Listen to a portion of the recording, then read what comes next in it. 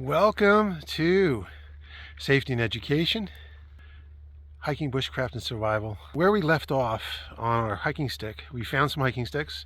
I debarked 2 hiking sticks, and I'm going to show you a little clip of that. A special surprise today to share with you also.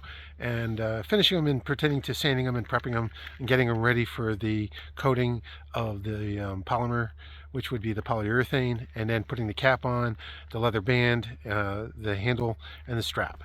And then drilling the hole in the handle to put the leather cord in there so that you have something that you can put your wrist around it, so in case you drop it. Red Rock Canyon, it's sunny out. Temperature is probably almost 60 degrees Fahrenheit. Winds about maybe 3 miles an hour, not even that.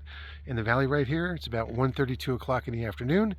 And we're gonna get going, take a little hike, see what we can find, and then get started, and I'll show you where we left off on those other hiking sticks.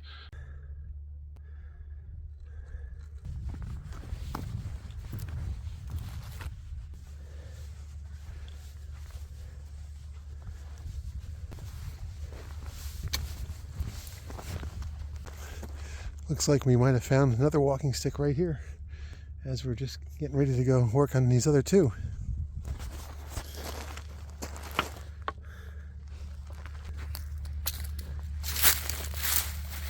This looks like this could be a nice one. You can start from right about there, trim this off here, trim that off, and have your handle somewhere around about there. We found some other potential walking sticks, but what a beautiful day today of January 2023. Never worked on this kind of wood before. It looks like it's, not really sure, but it feels dense, maybe just because it's still wet, I'm not sure. We'll get it smooth and get it ready.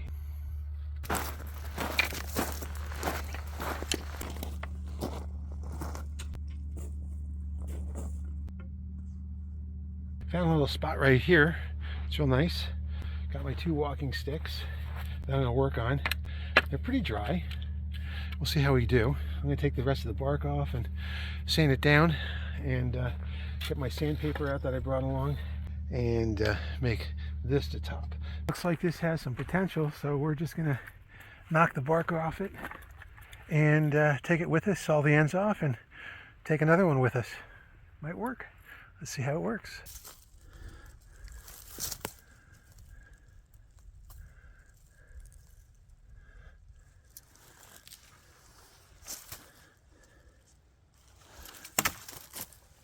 All right, so we carved it and took the bark off it and let it dry.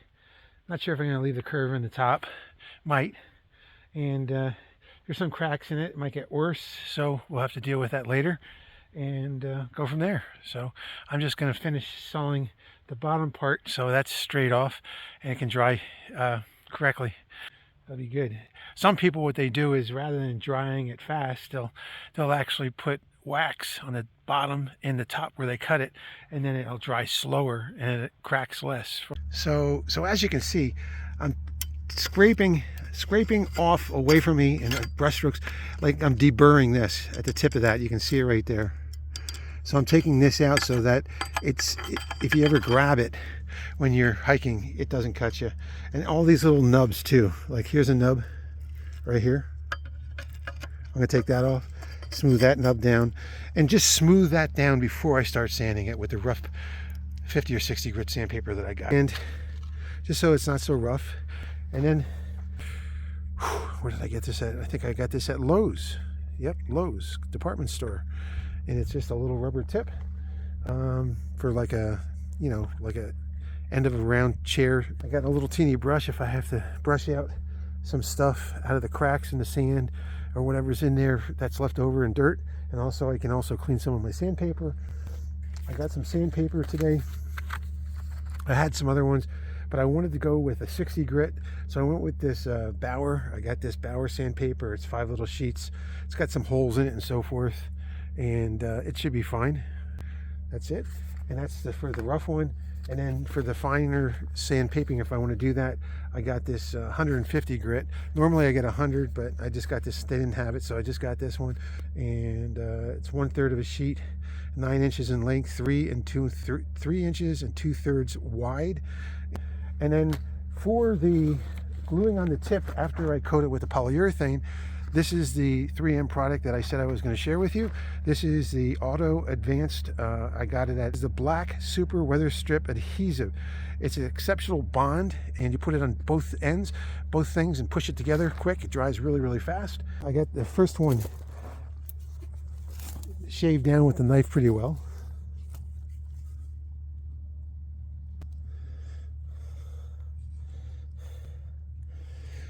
All you do is sand it. Now I'm going to take my cutter that I have here.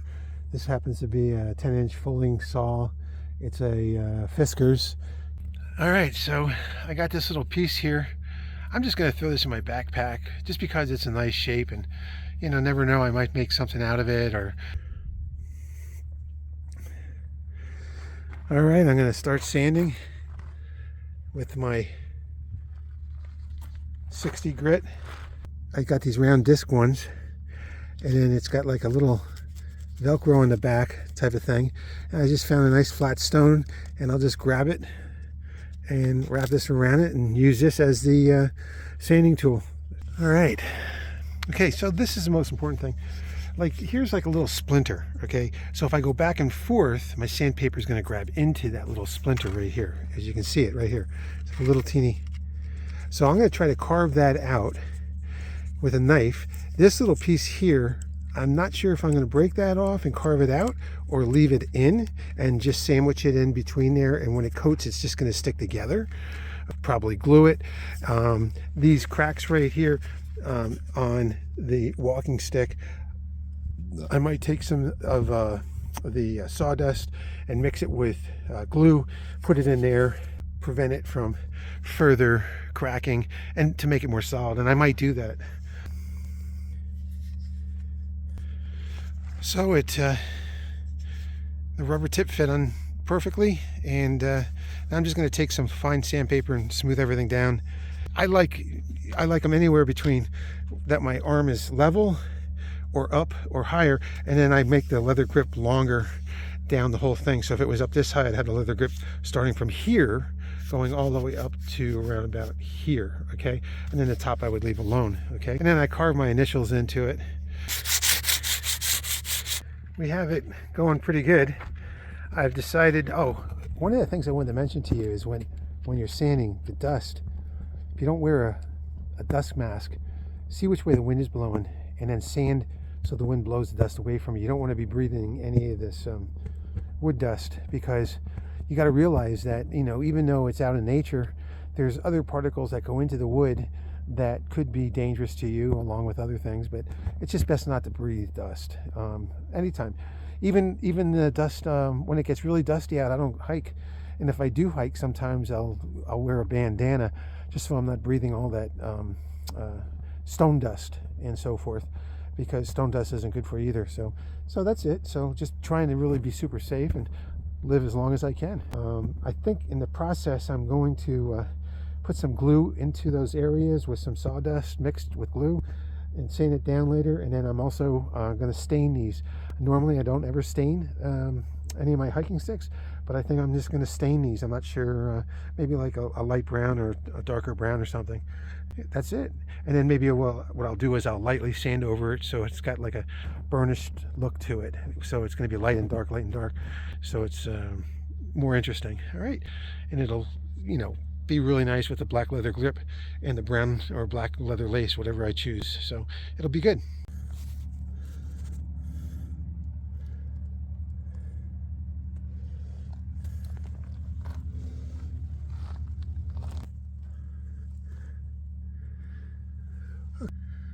.3M Black Super Weather Strip Adhesive, 2 ounces. AutoZone, I'm sorry, I think I got that at AutoZone. Is Hercules 1/3 sheet sandpaper, 9 inches, 150 grit. I got that at Harbor Freight. And the Bauer 5-inch hook and loop, staining on them and gluing them and just doing some touch-ups on it. So that's it. I got my rock inside. I put my red round disc sandpaper that has some felt on it, which is gripping the rock, and then the red sandpaper is gripping the blue back of the blue sandpaper, which is just regular paperback. So it's going to give it like a sponge effect that's going to be really nice. I shook out my fleece here, my hat. I'm going to brush off my pants, and let's take a look at this surprise I wanted to show you. Here we go. So the surprise is I ordered myself some really cool wool socks from L&L Bean, a lightweight and medium weight. I wanted to show them to you. I'm going to try them on right now, take a little hike and see what they feel like. Here we go. I got, this is a lightweight, extra large sock. All right, so we got completed here. We're just going to take a little hike up this way, go straight up to the Red Rock Mountain, and then after that, just already putting these new socks on feels amazing.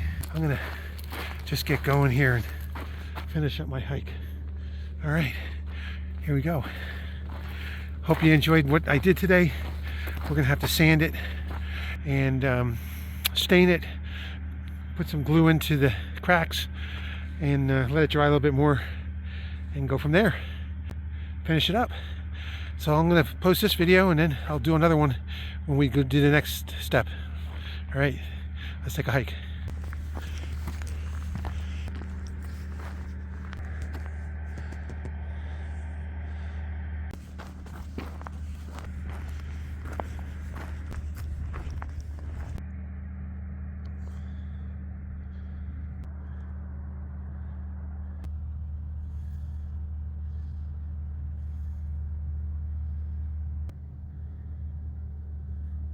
Wow, wow, we finally found a jackrabbit, and you could see the ears.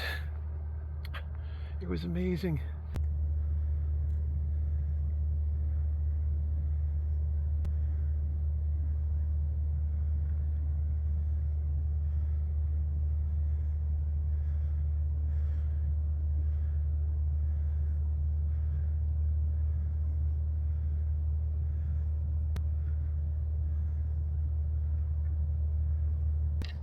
Wow, wow, we finally found a jackrabbit, and you could see the ears. It was amazing. It was amazing. He went up here. I think he's not moving too quick, so he's eating. He came out in the evening because the sun's down here in the valley in Red Rock Canyons.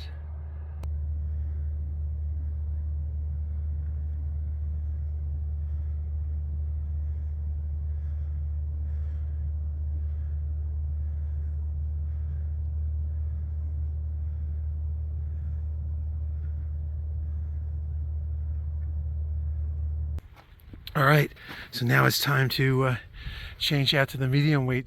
We have the lightweight on now, so we're gonna change to medium. But when I put these on, as soon as I put them on and walk with them for the first like 50 yards, it feels like air cushion, like little air pockets in there. They're dry. It feels like my feet are warm. Before, my feet were cold with those other socks I had on. They were regular cotton socks and they probably got moist.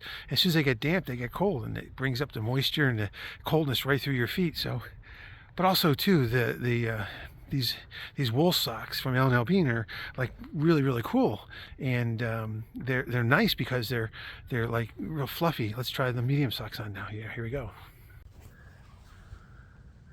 All right, as you can see, the emblem says Responsible Wool Standard, RWS, a little sheep, certified, RWS certified wool, bars 13 to 15, made in USA, of imported yarns.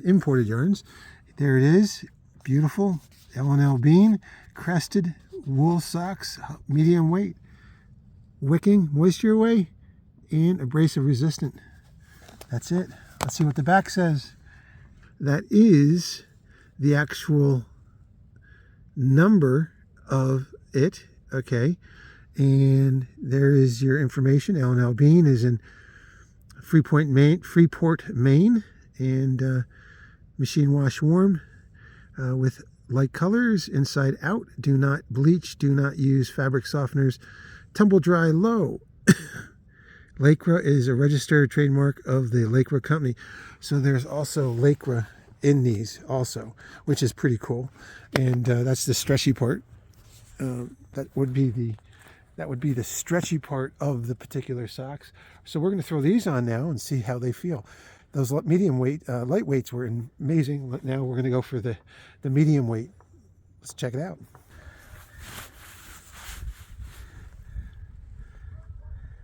All right, so I have the medium weight on, and I can feel the fluffiness of the medium weight immediately, and the little bit more cushion around my foot, and more, it feels more like breathable and stuff like that. I guess the loops are bigger, so there's more air circulation and more space, scientifically speaking. I'm not sure, but it's amazing right now. And now I'm going to hike back and call it a day. Hope you enjoyed the video today here on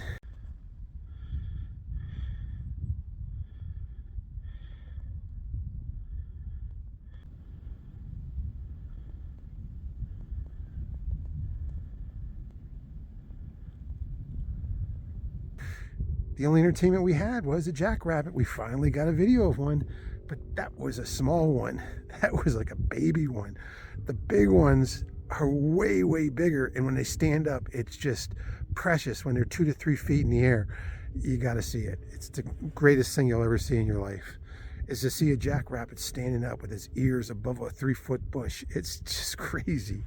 So anyway, thanks for joining me today, and we're going to get back to the hiking sticks after I get the glue and show you how to glue it, and then we're going to stain it and sand it and then finish it up. All right, see you again. Thanks for joining.